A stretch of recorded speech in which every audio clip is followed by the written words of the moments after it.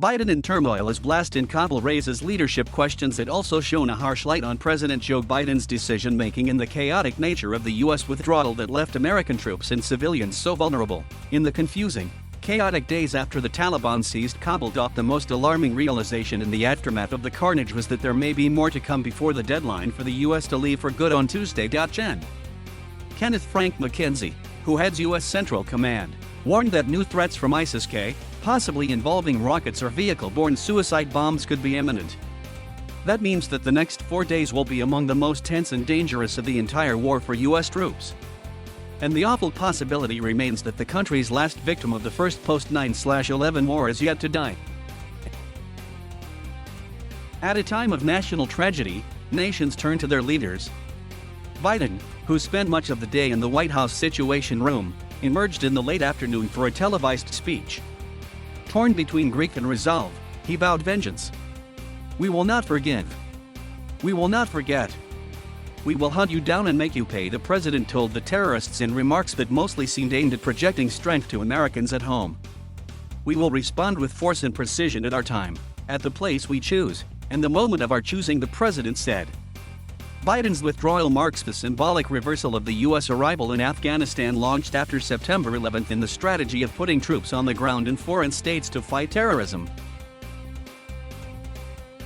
Some things in Biden's speech don't add up. Biden's address on Thursday was punctuated by several contradictions. First, his vow to complete the mission of extracting from the country all remaining Americans and Afghans who helped U.S. forces appears impossible, given that he is not planning to extend the deadline for withdrawal past Tuesday. His talk of carrying on trying to get America's friends out after U.S. troops leave seemed to confirm he understands the impossibility of wrapping up that mission in 4 days. But getting Afghans out of the country without having U.S. forces there will be even harder. Secondly, Biden's capacity to strike back hard at ISIS-K is going to be far more difficult without U.S. troops on the ground, or anywhere close to Afghanistan. His promise will be a first real test of what he calls over-the-horizon capabilities, presumably using air power or drones armed with missiles, to ensure that Afghanistan does not again become a terror haven that could threaten U.S. security. It also means U.S. operations in the country are not ending, but are changing down if nothing else. The attacks exemplified the dilemma Biden faced when he was asked by allies to extend the deadline. By leaving, he may be unable to bring every American and thousands of allied Afghans out of the Taliban's clutches. But staying would expose U.S. troops to even graver danger. Biden's leadership question. It is true that many of the ex-official and military pundits on television faulting Biden's leadership are the exact people whose strategic decisions backfired when they worked for various administrations.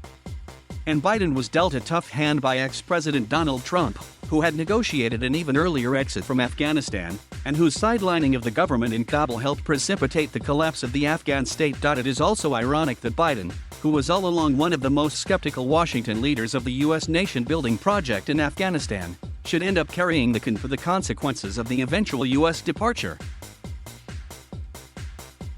Still, a time of grief and emotion is never a good time for political prognostications, and it is possible the American people will process the imagery of defeat and horror in Kabul as validation for his decision to finally get all U.S. troops home.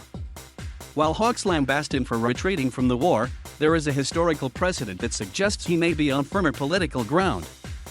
President Ronald Reagan withdrew U.S. troops from Lebanon in early 1984, months after 241 U.S. personnel were killed in a bombing of a U.S. Marine barracks. He won a landslide re-election victory later that year. Naftali, however, warned that a large part of Biden's legacy would be dictated by whether terrorists with the power to attack the U.S. will find a new haven in the anarchical atmosphere of Taliban-run Afghanistan. In his Thursday showed, presidents, for all their power, are often hostage to horrific events beyond their control.